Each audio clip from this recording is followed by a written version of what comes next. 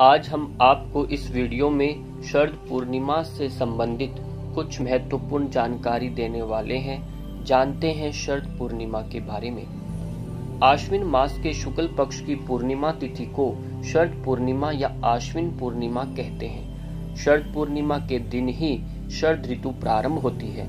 इस दिन माँ लक्ष्मी धरती पर विचरण करती है, इसलिए शरद पूर्णिमा को कोजागरी पूर्णिमा भी कहते हैं। मान्यता है कि शरद पूर्णिमा के दिन माँ लक्ष्मी का जन्म हुआ था। इस शरद पूर्णिमा पर भगवान श्री विष्णु के साथ माँ लक्ष्मी की पूजा की जाती है। इस साल शरद पूर्णिमा 19 अक्टूबर को है। कहा जाता है कि इस दिन भगवान इंद्र माँ लक्ष्मी के साथ ऐरावत पर बैठकर धरती का विचरण करने आते हैं और ये देखते हैं कि यहाँ पर कौन जाग रहा है। इसलिए शरद पूर्णिमा पर माँ लक्ष्मी की पूजा से विशेष लाभ होता है।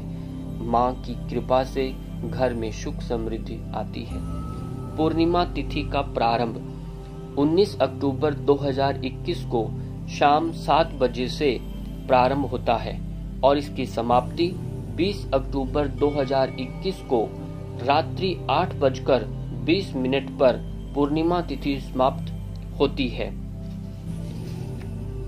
शरद पूर्णिमा के दिन खीर खाने का वैज्ञानिक दृष्टिकोण।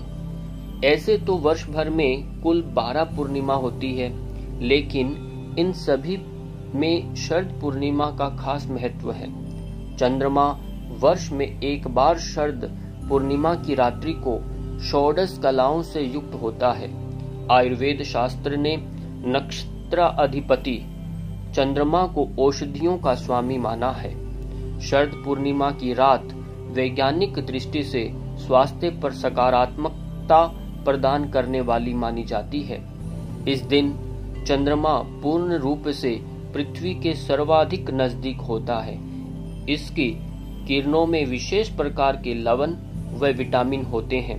पृथ्वी के निकट होने के कारण इसकी किरणें सीधे जब खाने पीने की चीजों पर पड़ती है तो उनकी गुणवत्ता बढ़ जाती है। खीर का महत्व। दूध में लैक्टिक एसिड व अमृत तत्व होता है। इस तत्व ये तत्व किरणों से अधिक मात्रा में शक्ति अवशोषित करने में सक्षम है। इसके अलावा चावल में स्टार्च होता है, जिससे ये प्रक्रिया और भी आसान हो जाती है। इसलिए इस दिन खीर को चंद्रमा की रोशनी में रखना विशेष लाभकारी माना जाता है। खीर में अन्य चीजों का उपयोग। काली मिर्च, घी, बूरा और सूखे नारियल को खोलकर यानी फैलाकर इस रात को चंद्रमा की रोशनी में रखा जा सकता है। इसके अलावा आयुर्वेदिक औषधियों को भी अगर चंद्रमा की रोशनी में रखा जाए तो उनकी गुणवत्ता में वृद्धि होती है। इसका प्रयोग कैसे करें? इस दिन खीर को चांदी या मिट्टी के बर्तन में रखना चाहिए, क्योंकि इनकी प्रकृति ठंडी होती है। इसके अलावा नारियल, बूरा, काली मिर्च व औषधियों को भी मिट्टी या कांसे के बर्तन में रखना चाहिए। घी को कांसे के बर्तन में न रखें, अन्यथा उसमें विषैले तत्व बनने लगते हैं। इस बात का आप विशेष ध्यान रखिएगा। स्वास्थ्य पर खीर का लाभ। इस खीर का सेवन करने से अस्थमा, चर्म रोग, आंखों से जुड़ी समस्या, मानसिक रोग, हार्मोन्स संबंधित विकार आदि से परेशान मरीजों के लिए बेहद लाभदायक है। व्रत कैसे करें? व्रत की बात। शरद ऋतु पूर्णिमा को कोजागर पूर्णिमा व्रत और रास पूर्णिमा भी कहा जाता है। कुछ क्षेत्रों में इस व्रत को कौमुदी व्रत भी कहा जाता है। इस दिन चंद्रमा व भगवान विष्णु का पूजन, व्रत कथा की जाती है। शरद पूर्णिमा के दिन चंद्रमा की भी पूजा की जाती है और पूजा के अंत में चंद्रमा को अर्घ्य दिया जाता है। उन्हें गाय के दूध और चावल की खीर बनाकर भोग लगाया जाता है। इसके बाद इस खीर को रात में खुले आसमान के नीचे रख देते हैं। मान्यता है कि रात में चंद्रमा द्वारा अमृत वर्षा की जाती है। इससे ये खीर अमृतमयी हो जाती है। अगले दिन सुबह इस खीर को प्रसाद स्वरूप परिवार के सभी लोगों में बांटी जाती है।